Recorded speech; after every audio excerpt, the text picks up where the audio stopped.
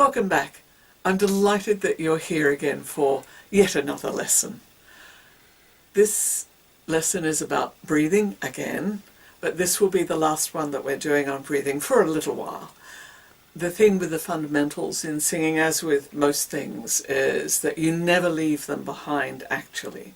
So we will move on from here after today and work on vocal placing and things like that so that you can learn choices, so that you can choose where you sing and how you sing. But for the moment, we'll just round off the breathing stuff. With breathing, it's essential to use your diaphragm. Your diaphragm is that huge muscle at the bottom of your ribs, and as it draws down, your lungs expand. I think last time I mentioned that your lungs go from about up here to way down there when you can't see that. Never mind, trust me, below your ribs when you're breathing deeply. Okay, so you need to be able to use your diaphragm well. Another thing, quite often when singing teachers are talking about your diaphragm, they don't necessarily just mean that muscle, which is, as I say, a huge muscle. It's not a thin muscle. It goes from front to back and from side to side. It's a big muscle. But it's not the only muscle that you use. You use your abs, you use the muscles at the back, you use your leg muscles for support, which is why it's much easier to sing standing up, and obviously your pelvic floor and all the rest of it, which is why sumo stance works for getting a stronger breath. Okay, let's get on with. If you don't know where or what effect your diaphragm has, then you can try this experiment of excuse me, you take a deep breath, and if you're sitting down it works much better. So take a deep breath when you're sitting, bend forward a little, not a lot, don't collapse on yourself, but just bend forward a little. Go ha ha ha ha, and you'll notice that it moves your body. I was pretending then because it's not actually doing, because I'm standing up and it's not pushing anything. But if you're sitting, you will notice that it moves your body. It's really important to be able to coordinate this stuff so that you can support your singing voice with it. So obviously posture is going to be important, because if you stand there all sort of slumped and your frontal, you're all sort of compressed, you're not going to be able to take a deep breath. So you need to be able to stand up straight so you can, all your diaphragm, your abs, all that are able to move freely, and they can act effectively as bellows for your singing. If you're still having trouble finding where your diaphragm is, you don't understand where your diaphragm is, one of the things to do is get down on your hands and knees, and no, I'm not going to demonstrate this. Get down on your hands and knees and breathe in very slowly, breathe out, breathe in slowly again. Your exhale doesn't have to be as slow as your inhale, but when you inhale, as you're on your hands and knees, you will feel where the movement is coming from. And then stand up again, if you can. There are exercises that you can use to familiarize yourself with your diaphragm, to strengthen your diaphragm, and generally to get control of your diaphragm. Most singing exercises that I have found have a tendency to be embarrassing. They're not pretty, they're not nice, but they're good. They are really worthwhile pursuing. So the first one for your diaphragm, the one that comes to my mind is baby bouncing. The noise that you make if you had a baby on your knee. You go, woo, woo, woo, woo, woo. And that woo, woo, it comes, if you're not using your diaphragm, it's woo, woo, woo, woo, woo. Even that's a bit diaphragmy. But if you really want to put some emphasis in it, it's really a diaphragm. It's woo, woo, woo, woo, woo.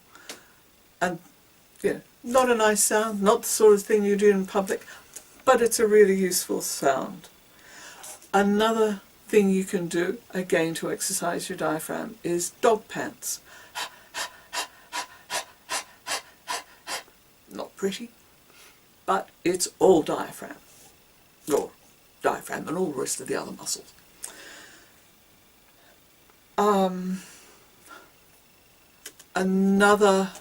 Another one that you can use for your diaphragm. Another one you can use for your diaphragm is grunting. Basically grunting.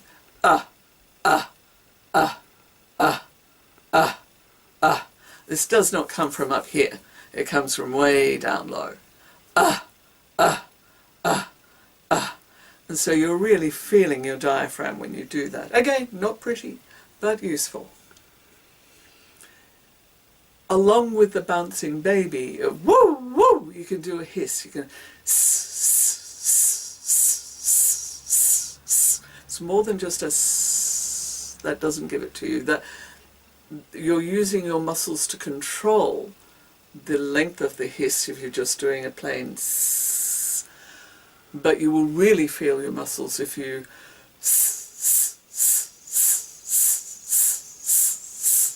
and that's all the way down to your pelvic floor. Okay. Obviously, you have to be relaxed with this stuff, all the stuff that we did last time or the time before. Once upon a time, we did. Relaxation. You have to be really as relaxed as you can manage. No bracing, no stress, and just allow it to happen. If you stress and if you're braced, then your muscles are going to recruit other muscles instead of the ones that you want to use. In order to gain greater control over your diaphragm, there are singing exercises that you can do, not just breathing exercises, so that you can learn how to control, let it do what you want it to do. So if you find a note in the middle of your range, no, it's in the middle of my range ever so roughly.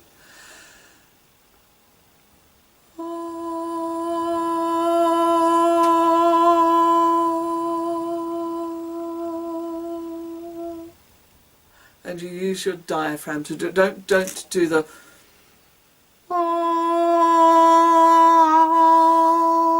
because that produces a really, really ugly sound. So what you do instead is use your diaphragm to make it loud, soft, loud, and then soft again.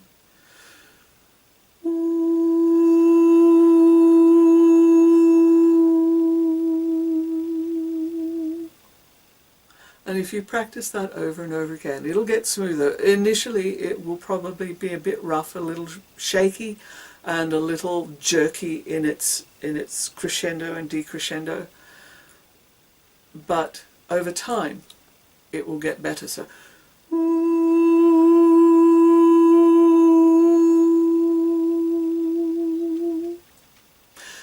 and that shakiness also. Some vibrato is quite useful, but you need to be able to control vibrato. Vibrato is the ooh, which is nearly tremolo. But some vibrato is really handy. You need to be able to control it so that you can have vibrato, you can not have vibrato, you can sing no vibrato and finish off the phrase with vibrato. All that sort of thing. We will talk about vibrato later, of how to do it and all that sort of thing. But you need to be able to use your voice without it to start with.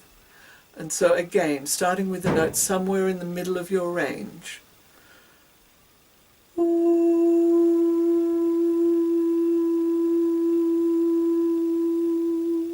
And you keep that as smooth as you can. So you don't want